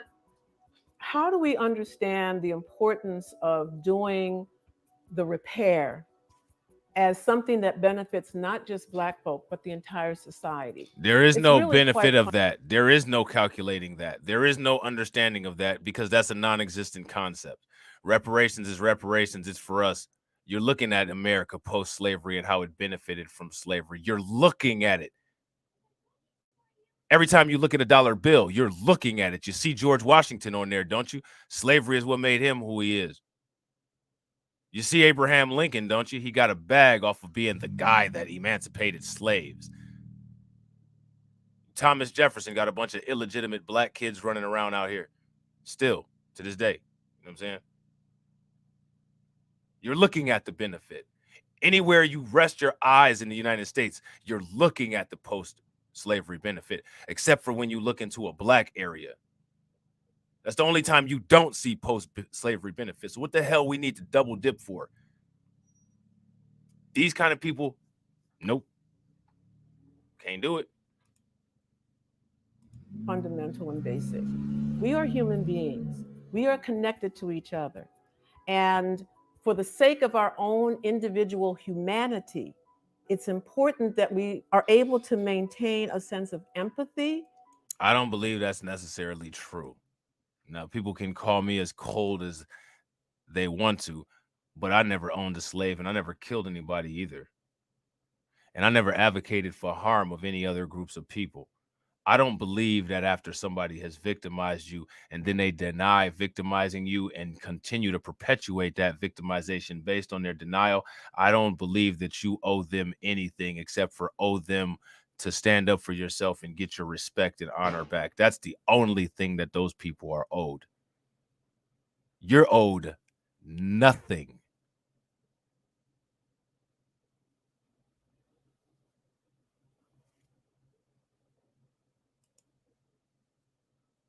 I don't believe there needs to be any empathy. There's no empathy in any business arrangement or any business agreement. People always say it. It's nothing personal. It's just business. That's what this is. It's nothing personal, just business. I'm not looking to be business partners.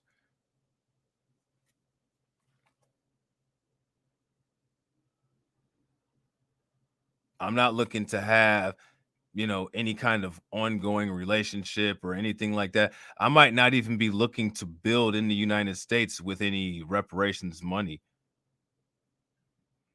Why would I help build up the country that already did this once so they can do it again? so they can continue to keep doing it, so they can continue to have people in the criminal justice system like Jackie Johnson. Now, while they're talking about black people and the criminal justice system, let's talk about white people in the criminal justice system. We can have these conversations as far as white supremacy in the criminal justice system goes if we talk about white people like Jackie Johnson and the 3 people that tried to lock up, or the people that tried to avoid locking up Ahmaud Arbery. Ongoing legacy of white supremacy integration in law enforcement. Sheriff Villanueva. You deal with them. Deal directly with those non-black people. That'll help black people out in the criminal justice system without costing a dime. That's extra money you can put on reparations. Very simple remedy to a very simple problem.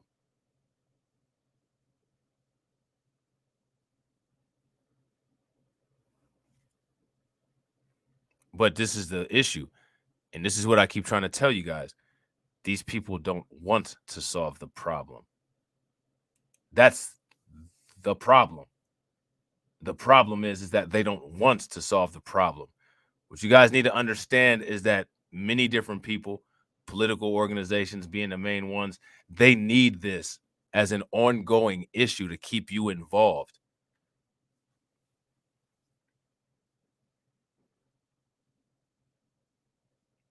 Val says, Rob, would you take your reparations and money and invest in another country or economy? It depends on if I'm able to set up a business there and do what kind of business that I want to do. You know what I'm saying? I would look, first in Africa if I could. But if there's nothing favorable in Africa with the security and kind of resource into different things that I need, I'm going to go where I can find them. I'm not going to wait for Africa to decide to maybe one day we'll have shit together. I'm not going to do that. Because I could die tomorrow. You know what I'm saying? And while I'm dead, they'll still be getting shit together. And I lost all my opportunities. You know what I'm saying?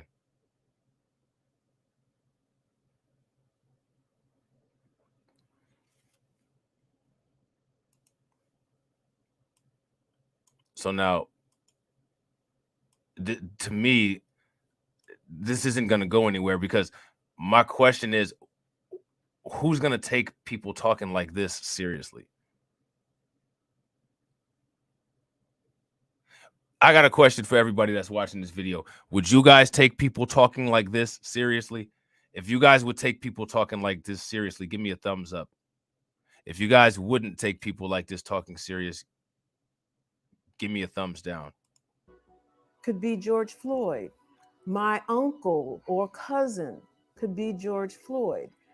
The same U.S. government that denied wealth to Black people has to restore that deferred wealth, and it has to come through reparations to their descendants in the form of individual cash payments in the amount that will close that Black-white racial wealth divide that we know is there.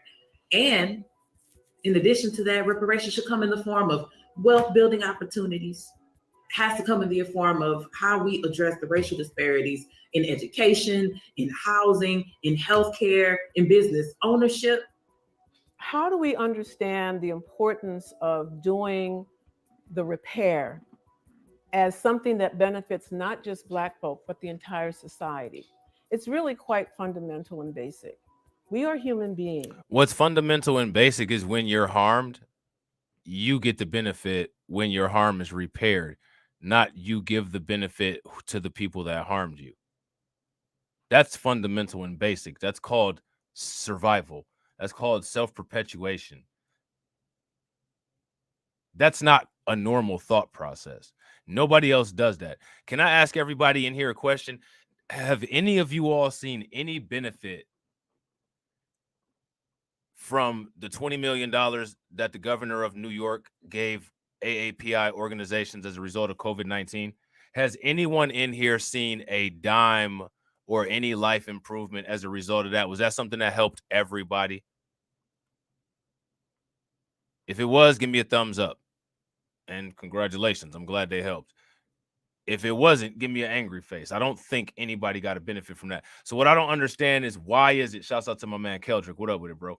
Why is it that this is the expectation for us? Why is it that soon as people get a microphone, they start talking like that?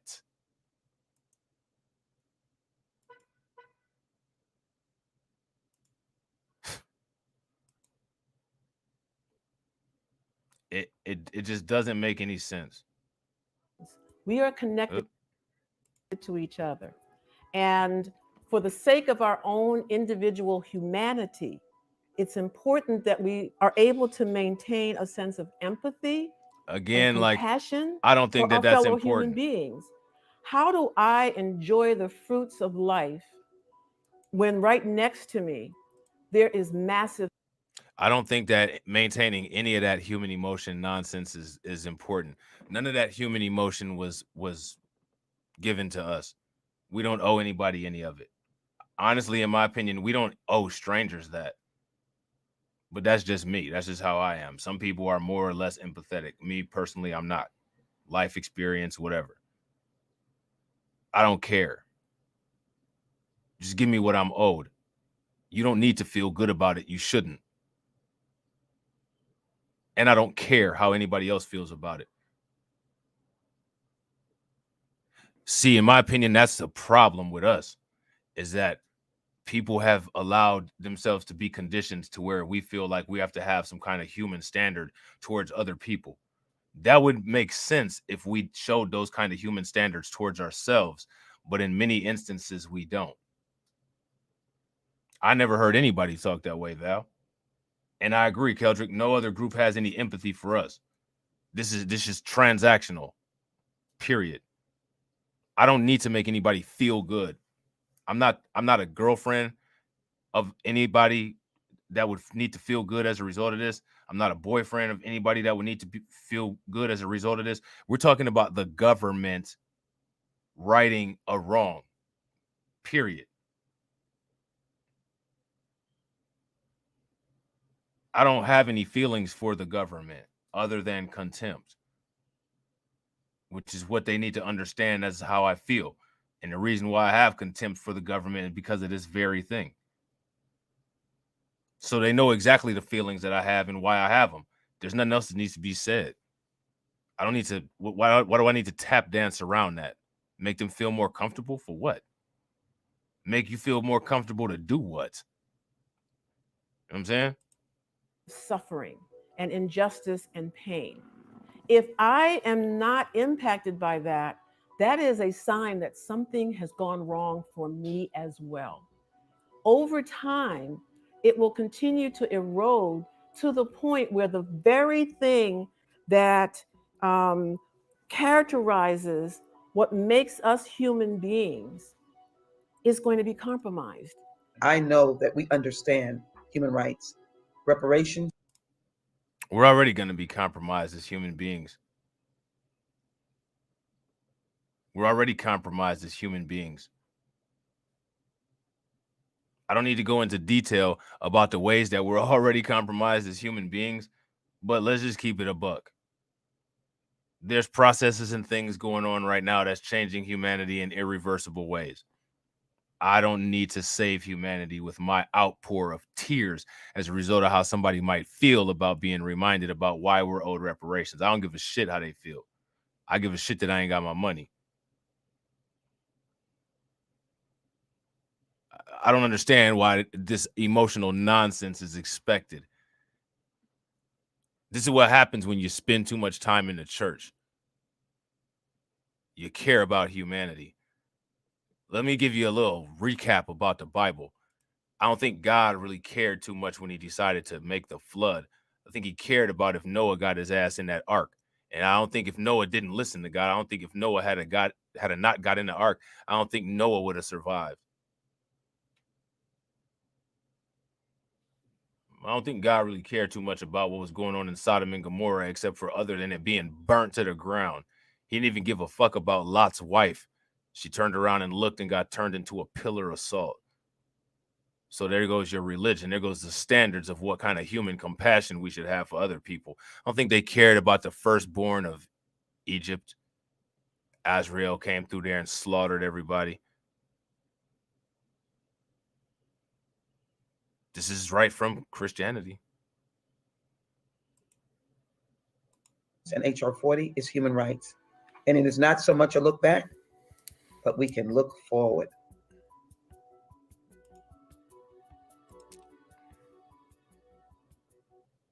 The only thing that I look forward to when it comes to any of this is people starting to understand that the extraction method is the only method that's going to work.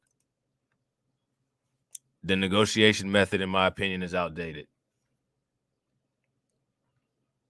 So now here it says a panel helping to decide how province will pay out reparations. And I find this fascinating. A panel, has weeks left to make its recommendations on a question the city has been weighing for more than a year. The city's Municipal Reparations Commission has looked to a handful of other cities offering compensation. Look at this. Offering compensation in the form of housing assistance, educational investments, and direct payments. First of all, direct payments should be first, and all those other things should be in addition to. Is Azrael the cat on the Smurfs? I'm not sure. I'm not sure if Azrael is the cat on the Smurfs or not. That's a good question. That sounds right. Sounds like it could be. Gargamel was the bad guy's name, I thought. By July 25th, it will need to settle on a solution and tell Mayor Jorge Elorza, which this is interesting. You got an immigrant that's going to be the determinant of how your reparations are paid. Not even in a doso. Somebody that's completely removed from the situation.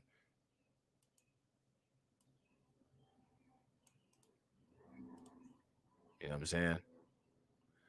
How the city should spend $10 million in American Rescue Plan Act funds earmarked for the cause. Now, here's my question. Did anybody know that there was $10 million earmarked for that cause? And now my question is, why is it that when black people have money that's allegedly earmarked for black people, other people are telling black people how to spend it?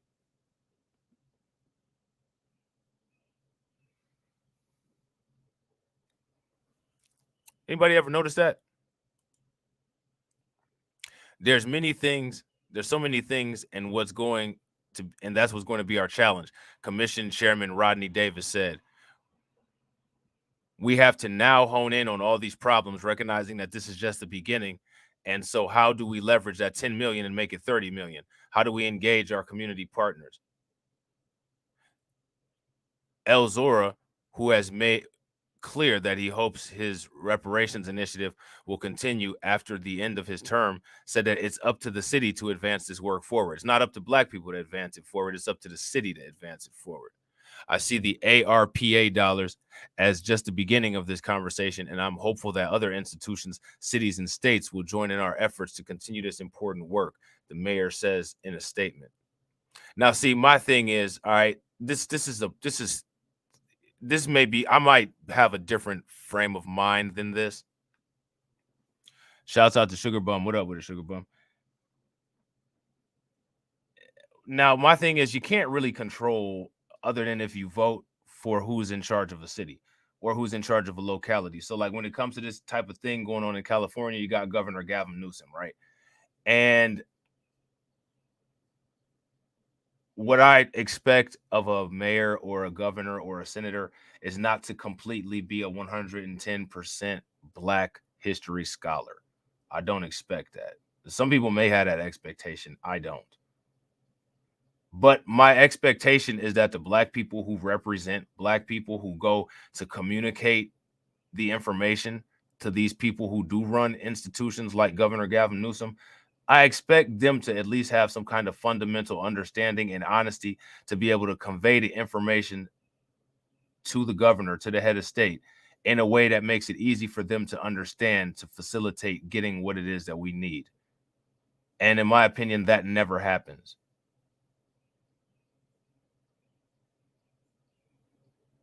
That never happens. If you're a Black representative of something for like reparations and you go tell a white dude like Gavin Newsom, well, what we need is criminal justice reform. And Gavin Newsom says, okay, that sounds about right. Hits the hammer, hits the gavel, criminal justice reform. Now, Gavin Newsom should come in with a little bit of background information and be prepared. But in my opinion, I just want to ask you guys, what do you guys think? Who dropped the ball there? Was it Gavin Newsom who dropped the ball there, or did the representative represent you properly?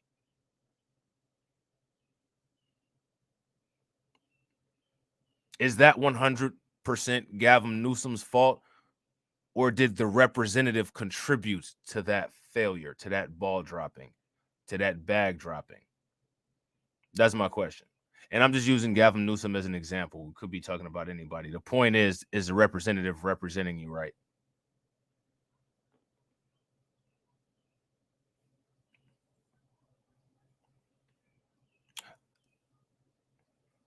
The so-called black representative. Facts. That's one of the reasons, in my opinion, Democrats got so upset with Ice Cube, is because he bypassed them because he knew they wouldn't represent him right with his contract for Black America. You know what I'm saying?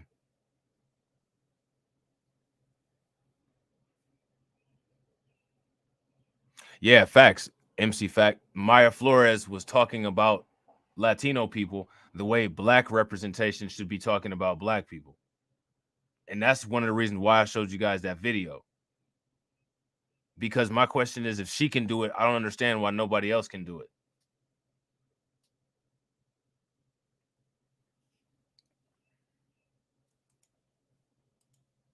So now here it says, I see ARPA dollars just as the beginning of this conversation, and I'm hopeful that other institutions, cities, and states will join in the efforts to continue this important work, the mayor said in a statement. The commission will need to move quickly. Only last week, the commissioners were formally introduced in a meeting, and the body already requested an extension from an original June deadline for recommendations. What are factors considered in the Municipal Reparations Commission decision? But with extra time comes extra data. Days ago, Brown School of Public Health academics released a report on racial disparities in home ownership, underscoring that in Rhode Island, the gap for Black people is wider than the national average. The reasons are many: inequities in loans, lack of education on housing, and a lack of resources, which, these are familiar problems. You know what I'm saying? Davis said such information will be critical to the commission's work. This is probably one of the top 3 of those issues that we talk about. Davis said job and business creation is up there, education is up there, but housing is a huge thing, because if you didn't have a place that you can put your head, you don't have a place where you can't feel threatened, and you're going to have to find a new place or not any at all. What neighborhoods are being considered to receive the funding? So here we have an issue with, the neighborhoods, what I'm saying, being considered to receive funding. I think we should check out this racial wealth gap in home ownership in Rhode Island too. I think that'd be interesting, because that would definitely, shed some light on some gentrification issues popping off. So it says no matter what, the fund will need to go to communities that have been hit the worst by the pandemic or to qualified census tracts. Those include Elmwood, Fox Brent, Mount Hope, All Nayville, Silver Lake, South Province, Wansuck, Washington Park, and the West End. Once the recommendations are finalized, they'll lead to further consultation between the mayor and the commission. The city expects to start spending the money early this fall. Like Elorza Davis intends for the commission's work to be a launch pad for something larger. The interesting thing is reparations is not ending with this mayor, Davis said. The other mayors might not want to talk about it. As I always say, the train has left the station and is just picking up speed, not just here in province, but in many places in the country. So my question for you guys is, were you all aware that these moves were being made in Rhode Island? That's the question. I don't think that a lot of people know about that or knew about this. And I think that, it's something that we should keep an eye on, and it's something that we should explore, because, when it comes down to it, the common narrative is that, none of these things that are to be repaired by reparations, none of those happened in the North. The North was the good people. Nothing happened. You know what I'm saying? Everything was all good. And now we have Rhode Island, which is looking at and considering reparations. So that kind of debunks a lot of that narrative. And, also the information that we talked about as far as California goes. I think that that's important, and people should look into that as well. All right. So, ladies and gentlemen, players and pimps, you all have made it through 2 hours of this live stream. I appreciate it. I hope you guys enjoyed it. I hope the information was helpful. Got some content coming up later on the other channels. So if you're not subscribed to Blacklight Revelations, to my other backup channels and all that, make sure that you guys subscribe to those channels. All right. And I will catch you all on the next video. All right. Peace.